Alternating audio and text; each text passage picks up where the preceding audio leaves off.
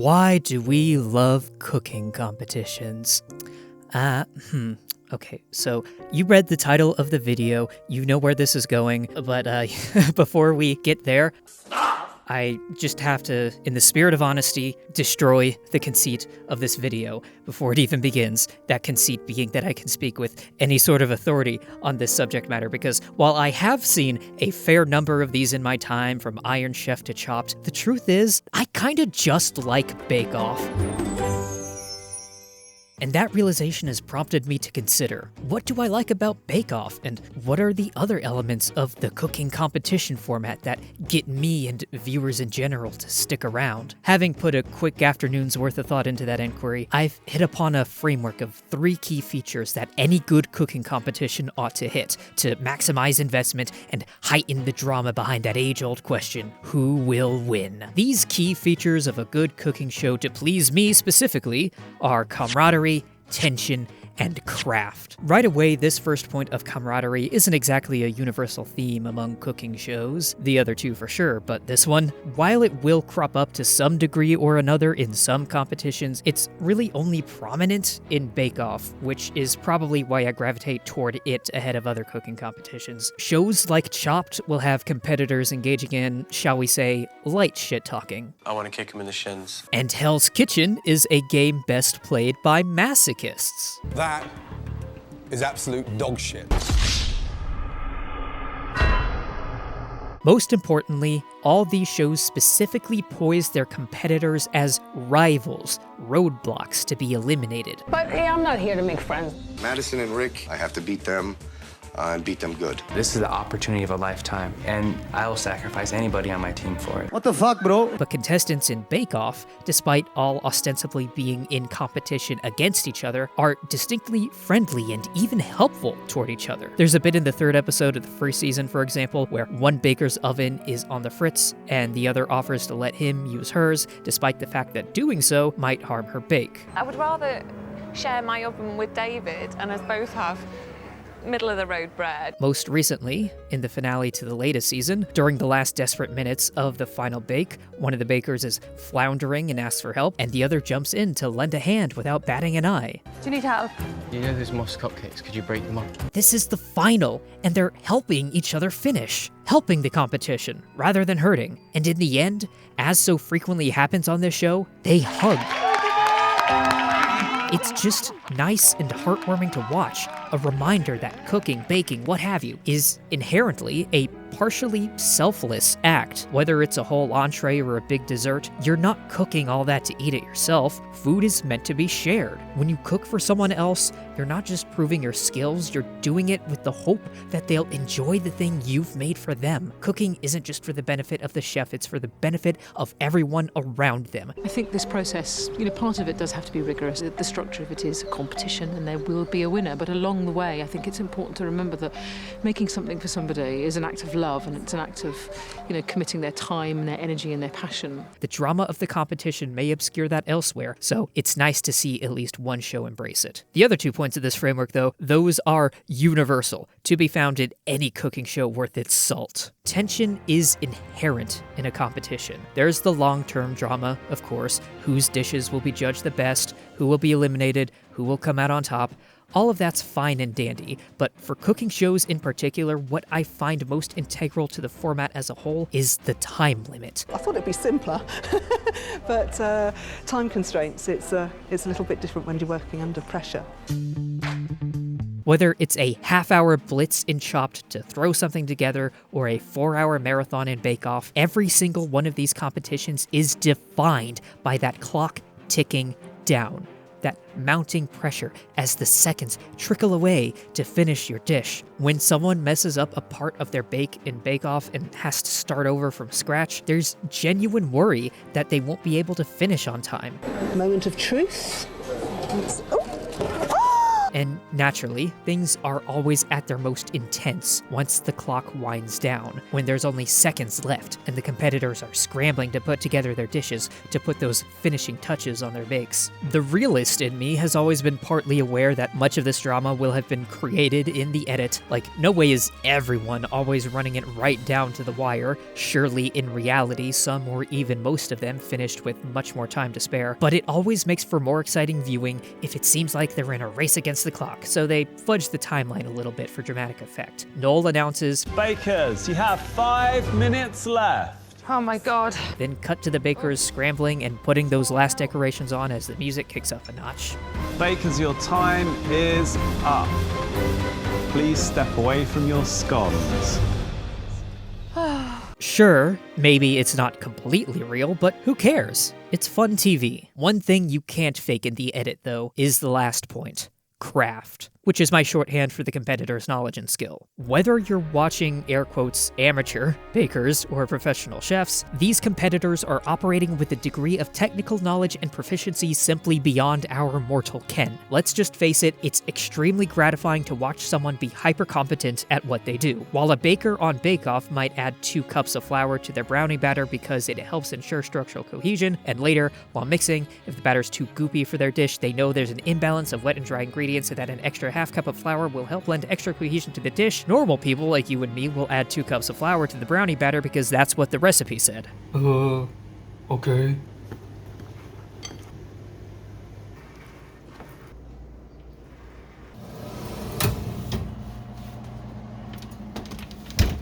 Every person in these competitions has a knowledge of the chemical mechanics of cooking, the functions and properties and interactions of an encyclopedia's worth of ingredients that allows them to perfect their prepared recipes and competently improvise when presented with just a bunch of ingredients. Put simply, they know how to throw stuff together and make it look good. And that doesn't just require a lot of knowledge, though that is a big part of it. It also means having a lot of technical skill. Icing a cake, piping precise decorations, mixing batter, shaping dough, cutting finished bakes into precise shapes, assembling complex layers and having it all come out neat, and keeping it all up for potentially hours on end. These are all, yes, physically demanding skills that take a lot of practice to master and a lot of endurance to execute. To be all Paul Hollywood about it, you gotta have finesse. And when it all comes together and a competitor manages to present an impressive dish despite all the challenges and pressure they faced, that is awe-inspiring. That, more than anything, is why we watch these shows. So there's my framework for a good cooking competition. Camaraderie for uplifting bonds between competitors, tension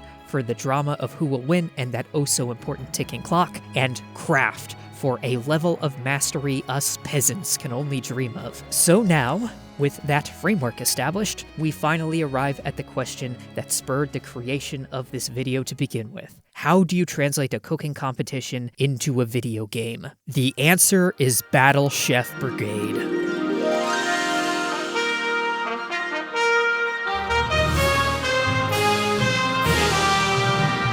Developed by Trinket Studios, Battle Chef Brigade mashes together gameplay elements of a tile-matching puzzler and side-scrolling brawler, and frames it all around a fantasy cooking competition. And the real magic trick of this game is that it actually makes you feel, deep down to the bone, like you're a competitor on one of these intense cooking shows. How does it do that? Well, that cold open wasn't for nothing. I'm here to argue that this game perfectly fits into that framework I just invented for what makes a good cooking show. Each of those 3 elements, camaraderie, tension, and craft, have been adapted into an interactive format such that by playing it, you'll come to a greater understanding of what it feels like to, say, be in the bake-off tent than you'll ever get from just watching the show. You get to live the show. So let's go through each of those 3 elements in turn and see how Trinket Studios managed to nail their adaptation of a cooking show into video game form. First, camaraderie. This element is primarily accomplished through dialogue and cutscenes. In Battle Chef Brigade, you take on the role of Mina, a talented young chef who sets off for her kingdom's capital in order to take part in a special tournament and earn a spot in the titular brigade, a group of elite battle chefs who specialize in hunting down monsters and turning them into delicious meals.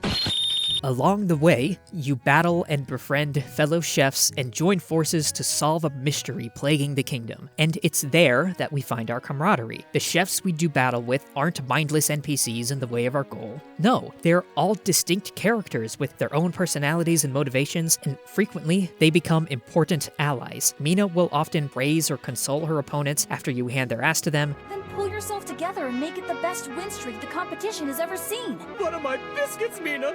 You're my inspiration from now on! In fact, the very first guy you defeat ends up becoming a buddy for the rest of the game, and he's got his own personal family drama that you briefly get to play through. Basically, the battles in this game, aside from being the main action, are also the arena wherein you build connections with the other characters in this world. Where did I put that blasted spatula? Do you need help looking for it?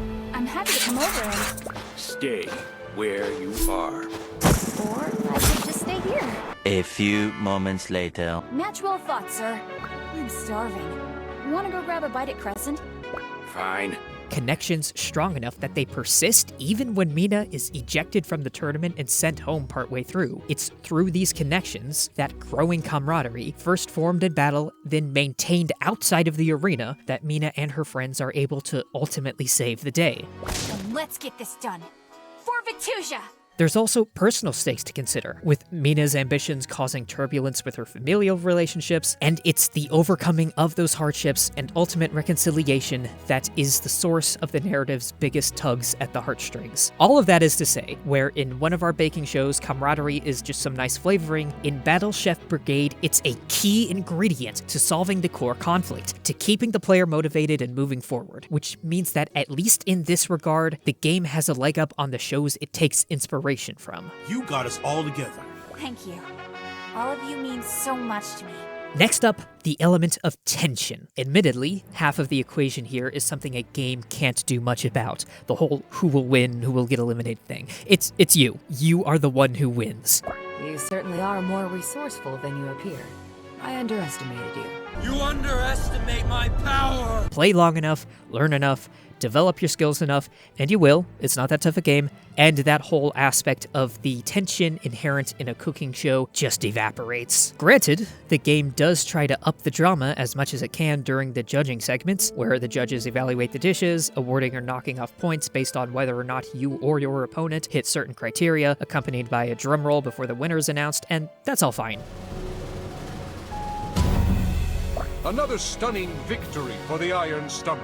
And you can fail, so you do actually have to earn your victories, but then there's no long-term consequences for failure. Lose a match and you just try again until you win. And this isn't like a major fault of the game or anything, it's just how it is. But there's a whole other aspect to the tension equation to consider here, and this is the part the game absolutely nails: the timer. Like all good cooking competitions, your cooking battles are held under strict time limits. You'll still serve a dish if you run out the timer without setting something down first, but that comes with a penalty. You also have no idea how good your opponent's dish is going to be, so you've got every incentive to spend every possible second making the dish as high quality as you can before you turn it in. That means you're often running a down-to-the-wire sprint, topping off your dish with its finishing touches and making its score go as high as you can manage before turning it in.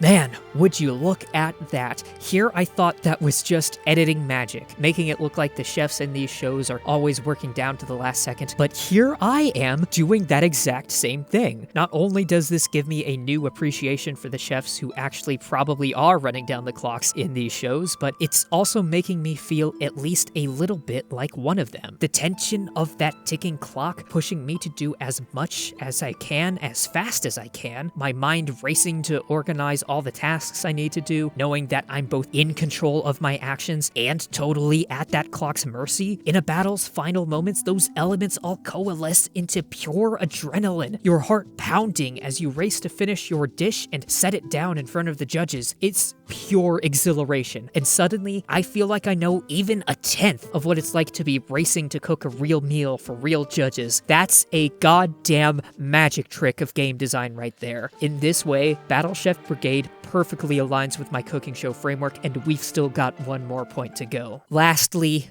craft. Just as real chefs have 2 dimensions of craft to juggle to maximize their performance, knowledge and skill, so too do you have to train your own knowledge and skill regarding this game's mechanics. During your battles, you'll be jumping between 2 modes of play, running around in small wild areas to gather food, both by foraging greenery and fighting monsters, and cooking with various pieces of cookware in the arena, where you combine the ingredients you gathered by matching elemental tiles. The goal is using a specific theme ingredient to create a dish, or multiple, where the highest level tiles match a specific element, or 2, or all 3 once things start getting really complicated. At first, no way about it, you're gonna be flailing around. Every arena has its own varieties of potential ingredients to gather, and there are whole hosts of cookware to mix and match, from a cutting board to get rid of unwanted tiles to pots that can match 2 tiles instead of 3, but only for a specific element. But you can only ever take along 3, so you have to figure out what balance of equipment you're best able to work with, and even the tile matching itself requires a certain amount of finesse to get right. The ability to quickly scan a tile set, identify what can match with what, and the quickest way to make that happen, then actually executing all of that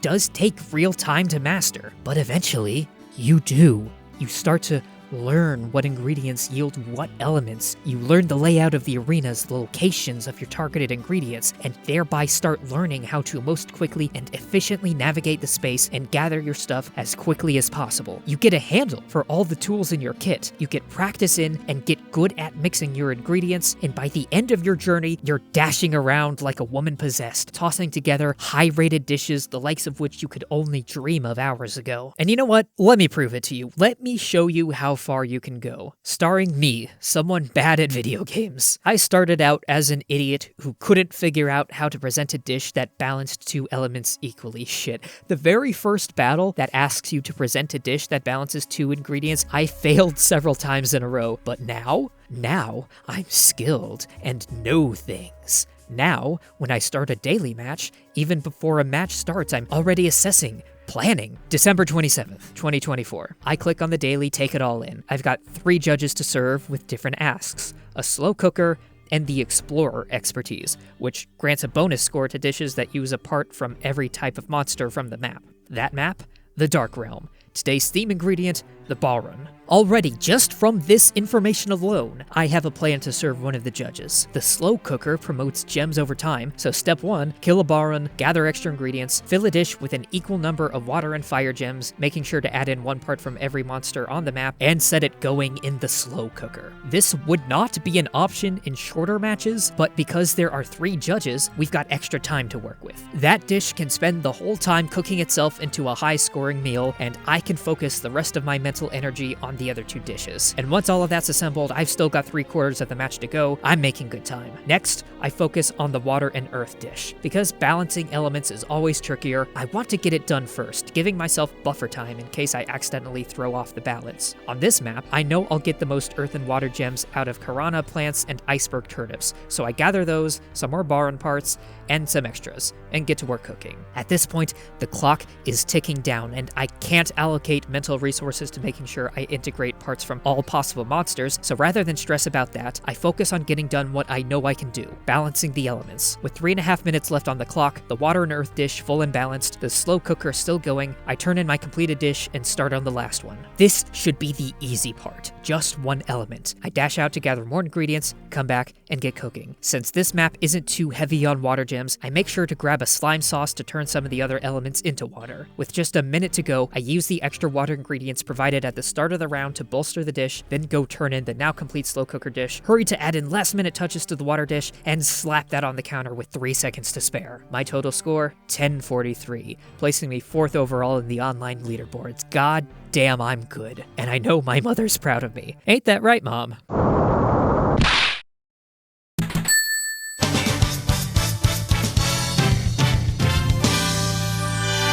But This isn't about me bragging, though it is also that. That all just shows what happens to you when you put the time into this game to learn it, to live it. You raise your knowledge and skill. You become a master of the craft of a battle chef. You become the people you see on TV who know what they're doing and have the skills to execute, who run down the clock in ensuring that they put their best foot forward. And along the way, you make friends to last a lifetime. By fully filling in that framework for a good cooking competition, Battle Chef Brigade perfectly adapts the format to a video game and lets you live the experience of being in a cooking competition. Just with a lot less stress than these people have to deal with. Move your fucking ass and get up there and check for yourself, okay? Yes, chef. Don't start that bullshit. I'm just saying, let's go. Salmon, roast on a plank of cedar. I think you're a plank. I hope I've given you a good idea on how Battle Chef Brigade scratches a very particular itch. But with that new framework I've just made up, I have to wonder, are there other cooking competition video games that meet my standards? How does, say, Overcooked fit into that framework? I don't know. The purpose of this video was just to focus on Battle Chef. So you know what? Why don't you tell me? Leave me a comment if you know of any other video games that meet these criteria. Maybe there's one that does the whole shtick better, and I don't know it. I'd be curious to find out. Perhaps a deeper dive into other cooking games and determining whether they meet these criteria, fail to do so, or create and unveil new criteria would be warranted, depending on what's out there. We'll see. Until then... Oh hey, brownies are done.